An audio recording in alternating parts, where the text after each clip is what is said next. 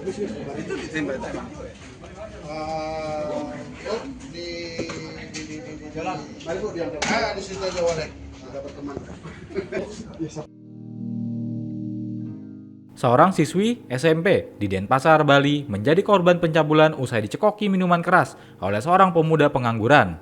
Kasus pencabulan ini diungkap setelah keluarga korban melaporkan tindakan bejat pelaku kepada pihak kepolisian. Pemuda pengangguran berinisial RW, 21 tahun itu, tega mencabuli seorang siswi dengan alasan menghibur korban usai putus dengan pacarnya. Korban yang sedang bersedih kemudian dibawa ke kos pelaku dan dicekoki minuman keras. Dalam kondisi tidak sadarkan diri, korban kemudian diruda paksa oleh pelaku. Korban yang tak kunjung pulang ke rumah membuat keluarganya melaporkan kehilangan anaknya ke pihak kepolisian. Polisi beserta keluarga korban kemudian melakukan pencarian terhadap korban. Pelaku dan korban akhirnya ditemukan saat sedang berboncengan di jalan raya. Pihak keluarga kemudian membawa pelaku ke pos polisi Monang Maning untuk selanjutnya diperiksa.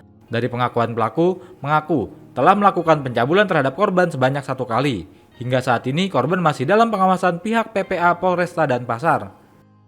Dalam kasus ini, polisi menyita 4 pasang pakaian milik korban dan pelaku untuk dijadikan barang bukti. Selain itu, polisi juga menyita ponsel dan laptop milik pelaku yang dilakukan untuk menghubungi korban.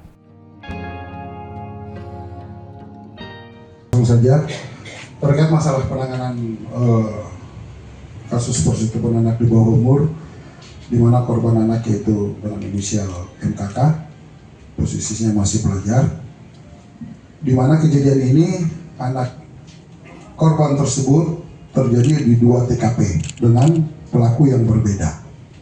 Jadi yang pertama pelakunya itu inisial D, masih di bawah umur juga, melakukan persetubuhan terhadap anak ini. Hubungan antara mereka masih pacaran, sesama anak lah, masih pacaran. Jalannya waktu, pelaku inisial D ini putus dengan korban.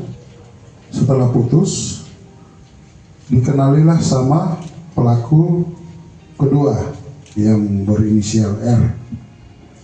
Pelaku ini yang untuk terjadi, mungkin kita lihat ada beberapa kali pembicaraan di media atau di media sosial atau yang lain-lain yang viral, yang terkait masalah dicekoki minuman, yaitu adalah pelaku yang kedua. Pada saat dibawa ke kos-kosannya, disitulah diajak minum, dikasih minuman dan dipaksa dan disetubuhi sama korban. Kronologis ini terjadi waktu keluarga korban menanyakan, mencari di mana posisi korban pada saat siang, sore atau malam hari itu dicari, menghubungi keluarga mereka carilah. Salah satu keluarga mengetahui bahwa korban ini berpacaran dengan pelaku yang pertama, ya, si D ini.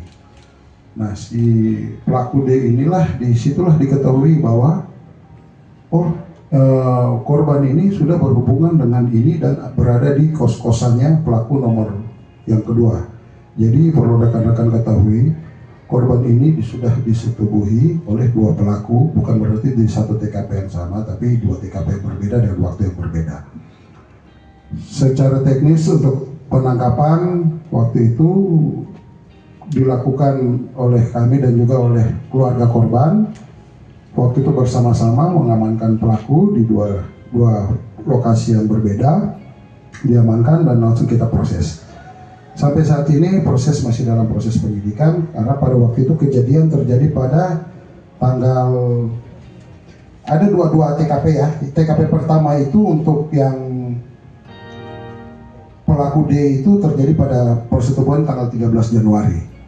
Nah, itu karena mereka ada hubungan pacaran. Kemudian yang pelaku R ini kejadiannya pada tanggal 23 Februari 2025. Jadi belum lama setelah itu dicari, sudah didapatkan, sehingga yang bersangkutan sendiri, kedua pelaku sendiri itu kami jerat dengan pasal 81 junto pasal 76D dan pasal 82 junto pasal 76E Undang-Undang RI nomor 17 tahun 2016 tentang penetapan peraturan pemerintah pengganti Undang-Undang nomor 1 tahun 2016 tentang perubahan atas Undang-Undang Nomor 23 Tahun 2002 tentang Perlindungan Anak. Jadi barang bukti yang sudah kami amankan berupa visum dan juga ada beberapa pakaian yang digunakan termasuk handphone yang sudah kami amankan. Selanjutnya karena korban masih dalam penelitian psikiater, masih awal sudah kami ambil ini keterangan dari korban, dan sementara setelah penelitian psikiater ada hasil psikiater itu mungkin kita akan lihat lagi bagaimana ada tekanan psikologi dan lain-lain. Saya rasa itu saja yang dapat saya sampaikan. Mungkin saya buka ke tanya jawab, rekan-rekan mau apa yang mau ditanyakan bisa nanti di saya atau Kanit PP yang akan menjawab.